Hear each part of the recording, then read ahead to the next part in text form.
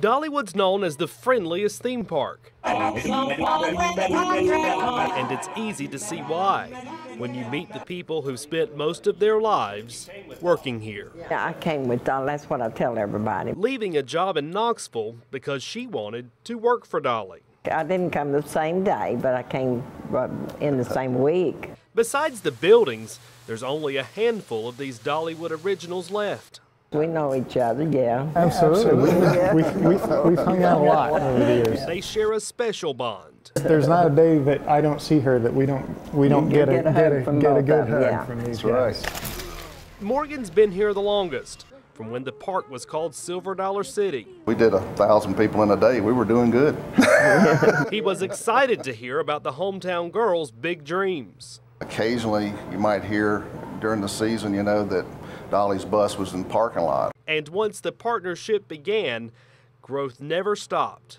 To think that, you know, we started probably with about 500 employees that first year, and now we have over 2,500 employees.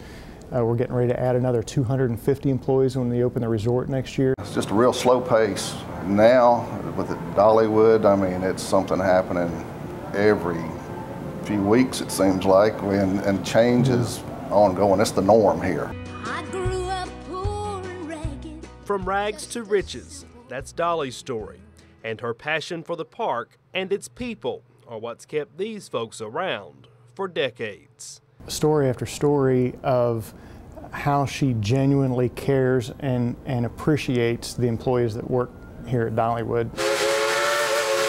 They all have stories no one else can tell you.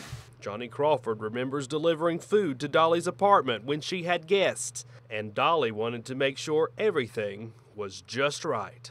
So she goes in, she gets her spoon in the pot, and she gets her some green beans. Tasted them. Somebody said, "Dolly, are you eating out of the pots?" She said, "Well, they're mine."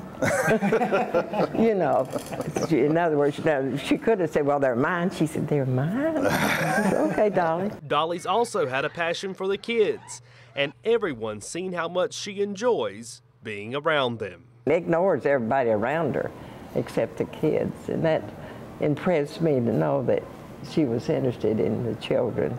Expansion of the park took place almost immediately. In fact, the employees parking here where Rivertown Junction is was taken over in 1986. You see, this is the area where Dolly's replica of her Tennessee mountain home now stands. And change is something these employees say they've come to expect here at Dollywood and look forward to even more progress for the next 30 years. Reporting in Dollywood, Kyle Grainger, VLT, Local 8 News.